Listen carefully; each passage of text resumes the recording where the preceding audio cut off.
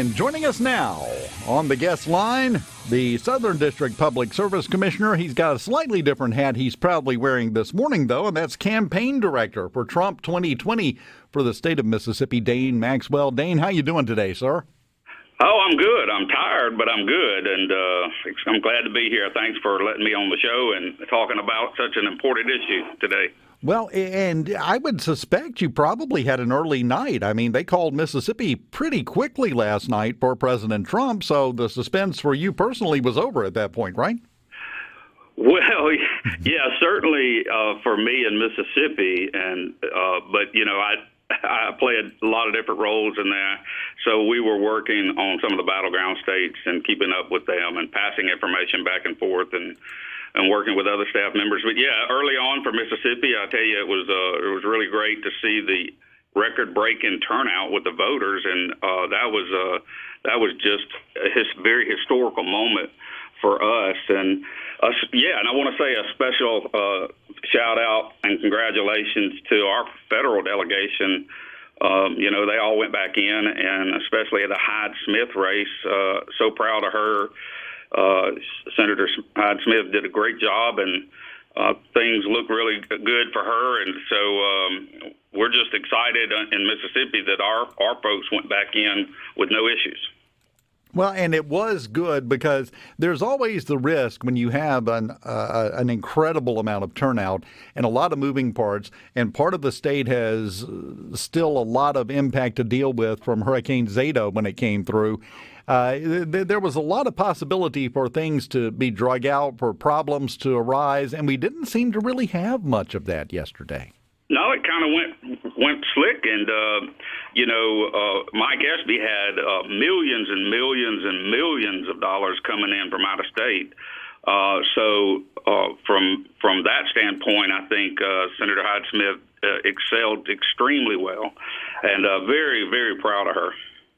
Well, it was a good night for the Republican Party for Mississippi.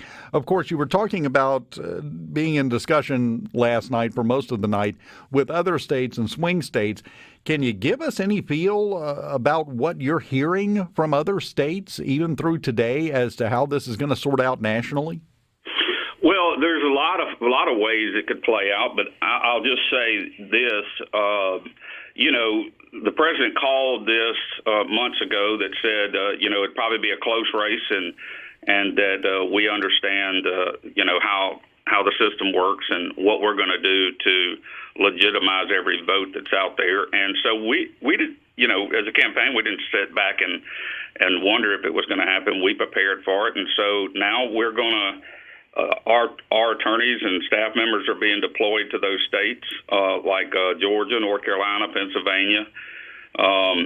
You'll see some in Nevada as well. There's several pathways to get through, and we're going to do our due diligence.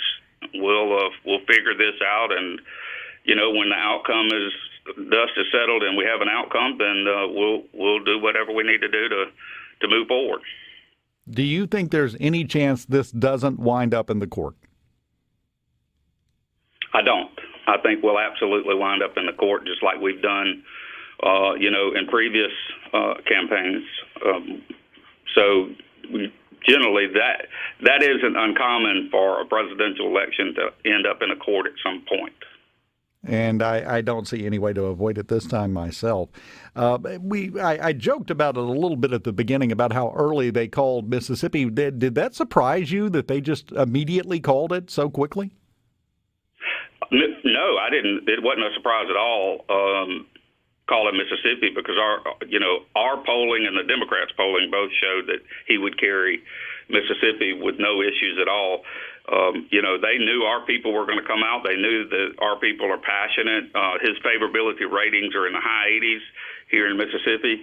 So that was an easy call. I was shocked when they called Arizona because there was quite a few votes still out there. If I'm not mistaken, there was over 1 million votes out there when they called it. So I'm kind of like everybody in the country. I'm kind of shocked they called Arizona.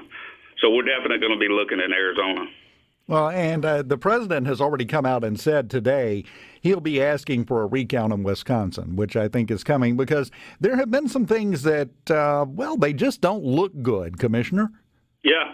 Well, I worked in 2016. I operated the ground game and ran the SEC strike team, which was his ground operations. I was in Wisconsin. I set up the offices in Wisconsin and the rallies.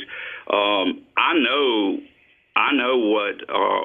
what they expect in Wisconsin. I know that they were very excited for the president this time as well.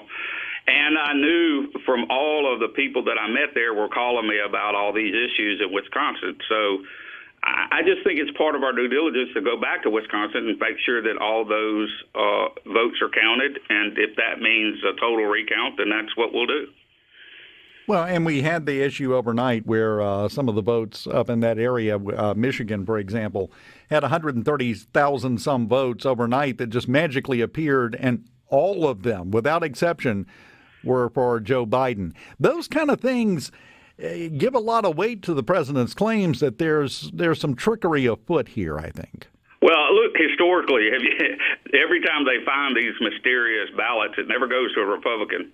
It always goes to the Democrats. So, I just think that that's a very good argument that he can make and should make. And I think most of the judges in the courts would agree that 130,000 votes that just appears out of nowhere is a problem. And that's one of the many issues that I think are going to be coming up in the future. Let me get you to put your commissioner hat on again for just a second here, Commissioner. Can you give us any updates from the Gulf Coast in the wake of Hurricane Zeta? Well, we have, let me tell you, our utilities and the utility providers that have come from out of state, I can't commend them enough for what they've done. People don't realize how bad Zeta was. I think if you look at it and you just say, well, it was a Category 2, but it wasn't. But 1 mile an hour to be a 3, which was Katrina when it hit. So I guess you don't realize a lot of damage was done not just by the storm, but by tornadoes and flood. I was flooded as well. I never expected the water to get up at my house that much, but we had several 100,000 people out and tolls all over broken. But today, statewide, we have just a little over 8,000 votes. 8,000, see where my mind is, 8,000 residents that are out of power, and they're working on it every day for us, people from out of state and our own utility providers. That is fantastic. And yes, they were votes as well yesterday. Yes. And it was a good day for Mississippi, for the Republican Party. I don't think anybody can argue that. The results across the board looked pretty good. And even in the initiatives, I guess my big question is, do you have your state flag yet? I do. Actually, we have one here. But I want to say, too, my job in Mississippi, Alabama, Florida, different places where they position me, is to, when we have a problem at a precinct or voting booth, we address that. And I had a really good ground game and plan for Mississippi, the same one we deployed in 2016. I just want to say, look, those workers in the polling precincts did an outstanding job, and I want to commend Michael Watson, Secretary of State, because I worked with his team on a couple of issues, and we resolved them quickly. The clerk's offices in each county, I've had several issues there, and they all worked hard to get it resolved, and it was a great opportunity to work with them, and I think we have a jam-up group here. Well, the results seem to speak for themselves on that. It backs up what you're saying. It went incredibly smoothly considering the complexity of what happened yesterday. But it was a good day to be a Republican in Mississippi, I think. Would you agree? Absolutely. And we got to see a very historic election. And then again, that's why I wanted to commend Secretary Watson, his team, as well as the clerks across the state, because with the historic numbers, it was almost flawless.